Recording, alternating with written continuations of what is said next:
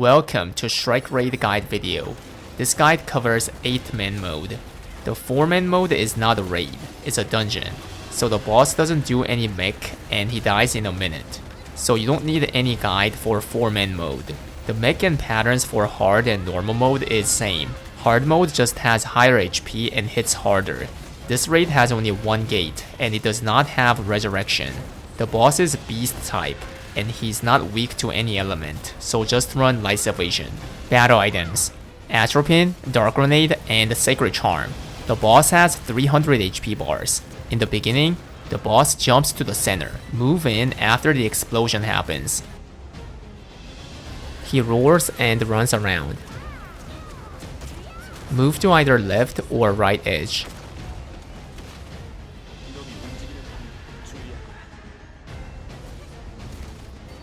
He swings his tail, which leaves darkness. This gives you stacks that does some damage, and if it reaches 10, then you get stunned and most likely die by the dot damage. So stick to the edge, then just guard.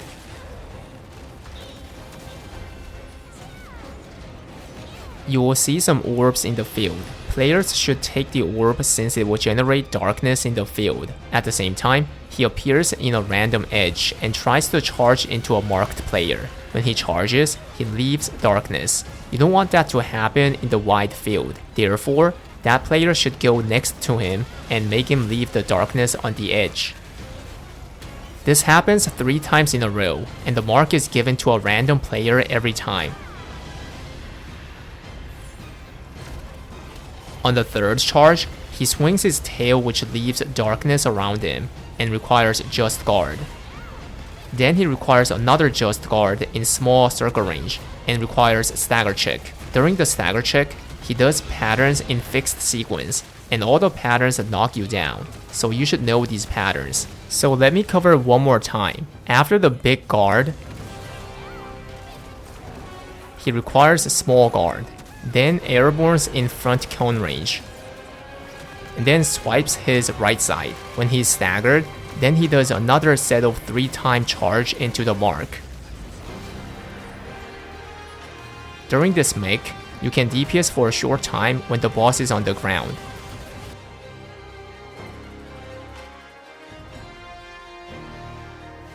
For the 6th charge, everyone including the marked player gather to the center. After he jumps, he swings, which generates darkness on the outer side. Then just guard. And then another guard. Then requires the same stagger. Let's look at this part one more time. The reason why you put him to the center for the last charge is because his swing leaves darkness only on the outer side, so you can DPS him by sticking close. On his 1st guard, guard when he's about to land. For the 2nd guard, it does not hit the inner side, so ignore. Then stagger. When he's staggered, this is a good moment to use the 1st Atropine. When he wakes up, the view zooms out, and he charges to the edge. Then he swipes his left side, and the entire mech ends. From now on, you will see a team meter, and all the players get individual gauge as well. Certain patterns reveal his yellow ring for a short moment. If you DPS him while he has the ring, then your gauge gets filled.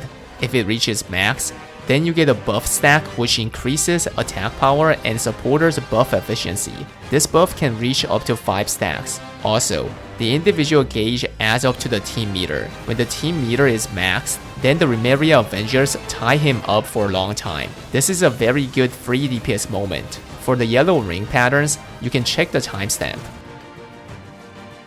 A cutscene happens. Go to the opposite side of the dust since Twister appears. Then the barricade falls. At the same time, some players get a mark.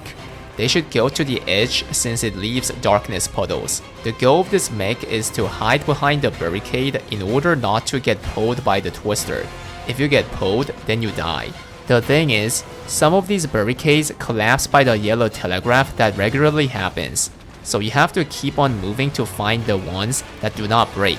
When the mech starts, stick to the barricade that has a round pillar since it can tank up to 2 hits. The particles that fall in the field stuns you, so use Sacred Charm if someone's hit.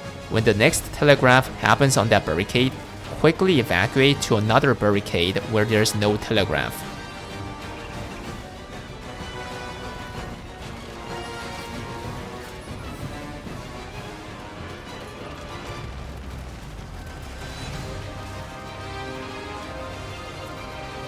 Then, boulders fall on the edge which can be countered. After the counter, it falls again. This time, just guard. Then stay in the safe zone. After the explosion, a donut wave happens from where the twister was, and he teleports to the opposite edge, then requires a 3-man co-op counter. If you fail, it's a raid wipe. You only have a few seconds to DPS, so do not atropine here. After the cutscene, you will fight him in a different field with a lot of tiles. From now on, periodically, Pahu's script appears, and the boss moves to a random edge, then tries to charge to a marked player. That player should go to his close edge and dodge when he charges. This breaks all the tiles on his path. If he hits the center tile, then it's a raid wipe, so you should make sure to aggro him to the edge. After around 2 minutes from the charge pattern, Yawn Face script appears. This time, he jumps to the aggro which only destroys one tile. This jump contaminates nearby tiles.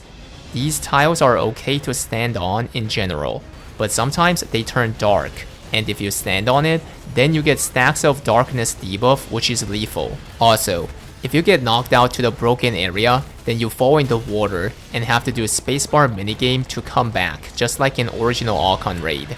If you fall for the 3rd time, then it's pretty much a kill. Around 165 HP bars, he spirals into the air with water in the field, and does just guard patterns for 3 times.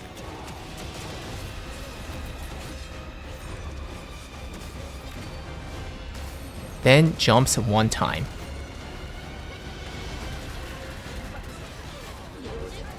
You can use your second atropine here. One thing you should watch out is the previous pattern he does before he gets tied. These patterns knock you down, which is really annoying, so let me review the patterns again. After he spirals into the air, he does a random sequence of one side swipe and backslam. For example, he can backslam into one side swipe twice in a row, or swipe twice into the backslam.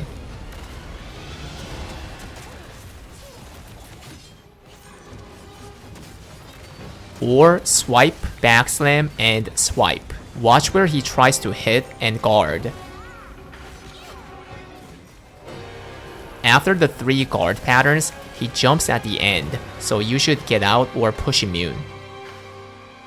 The view zooms out. He moves to the center and swipes.